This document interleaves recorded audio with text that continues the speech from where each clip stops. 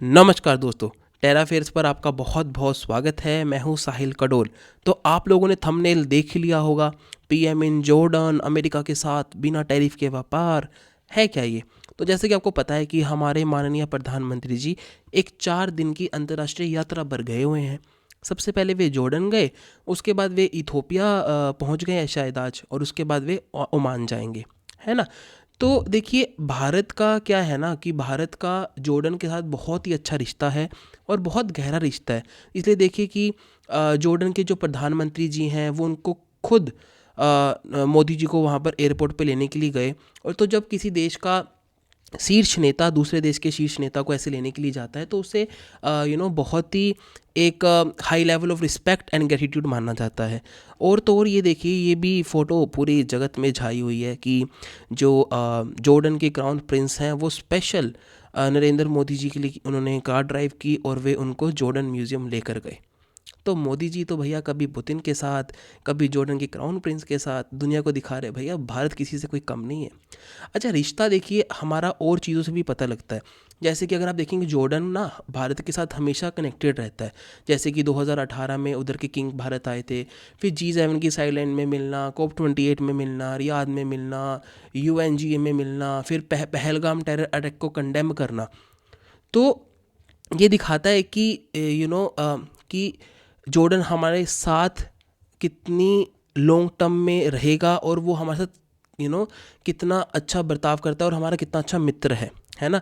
जहाँ तक कि देखो कि रशिया है, अगर आप देखोगे यूएस है, जिन्होंने हमारा सपोर्ट नहीं किया during this Pahalgam attack, but Jordan वो देश था जिन्होंने हमारा बहुत सपोर्ट किया। तो मोदी जी का वहाँ पर भव्य स्वागत हुआ, जिसकी वीडियो मेरे पास है। आई होप आप सभी लोगों को वो वीडियो बहुत अच्छी लगेगी। देखिए वो वीडियो।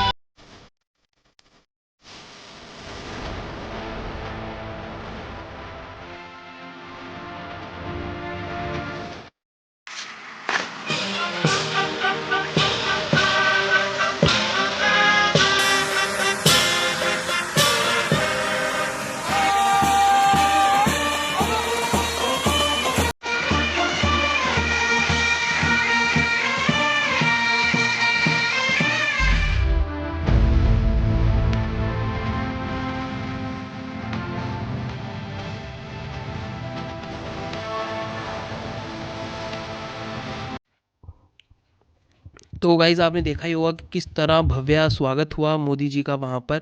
तो देखिए, किसी देश के रिश्ते ना सिर्फ वेलकम पे डिपेंड नहीं करते, बिजनेस पे भी डिपेंड करते हैं। देखिए, आज के टाइम में पैसा बहुत मैटर करता है। तो देखिए, हम थोड़ा सा इंडिया का एक्सपोर्ट इंपोर्ट के बारे में देखते हैं।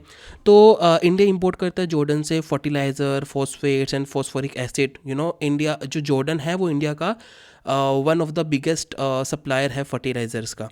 हम जॉर्डन को देते हैं electric machineries, cereals, frozen meat, organic organic chemicals, animal fodder, petroleum, automotive parts, etcetera etcetera. तो ये दिखाता है कि जॉर्डन और भारत अच्छा ट्रेड कर रहे हैं। लगभग लगभग 2 बिलियन का हमारा ट्रेड हो रहा है, और हमारा टारगेट है कि इस जो ट्रेड को अगले 5 सालों के अंदर 5 बिलियन तक ले जाना। इंडिया सरप्लस है इस ट्रेड के अंदर। और देखिए, बहुत से जॉइंट वेंचर भी चलते हैं जॉर्डन और इंडिया के बीच में, जैसे कि ये है जॉर्डन इंडिया फर्टिलाइज़र कंपनी चल रही है, जो इंडिया को मेजरली फर्टिलाइज़र प्रोवाइड करवाते हैं, है ना। ये मैंने आपको बता दिया कि Jordan is also leading supplier fertiliser for India. उसके बाद में एक हमारा और जॉर्डन का फॉस्फेरिक एसिड प्लांट भी है जॉइंटली।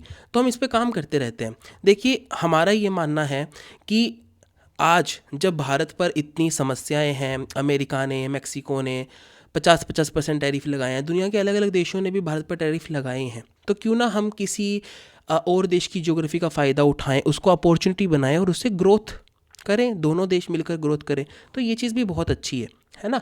तो उसके बाद अगर आप देखोगे कि सबसे महत्वपूर्ण बात जो इस मीटिंग में मुझे बहुत अच्छी लगी, तो जॉर्डन के किंग थे ना, उन्होंने इंडिया को कहा कि अभी जॉर्डन में लगभग 15 गारमेंट मैन्युफैक्चरिंग कंपनीज है जो एनआरआईज जो हैं इंडिया के, वो ऑपरेट करते हैं।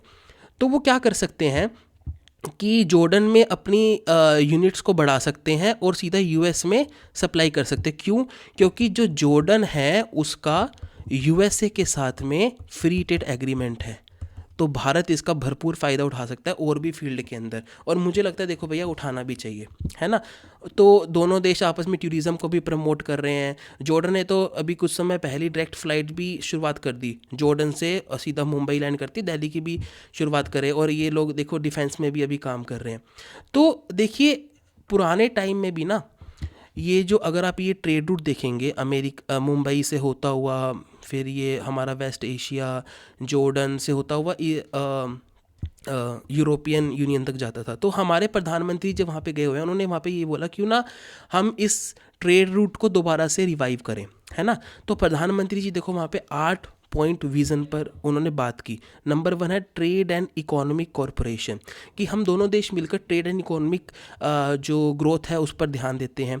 फर्टिलाइज़र एंड एग्रीकल्चर की क्यों ना भारत की और कंपनीज़ जॉर्डन के अंदर जाके फर्टिलाइज़र प्लांट्स और लगाए, और एग्रीकल्चर के अंदर भी भारत देखिए जॉर्डन की मदद कर सकता है, कि भारत के पास एक एक्सपीरियंस है कि ड्राई एरिया में कैसे एग्रीकल्चर कर सकते हैं, कम पानी वाले एरिया में कैसे एग्रीकल्चर कर सकते हैं।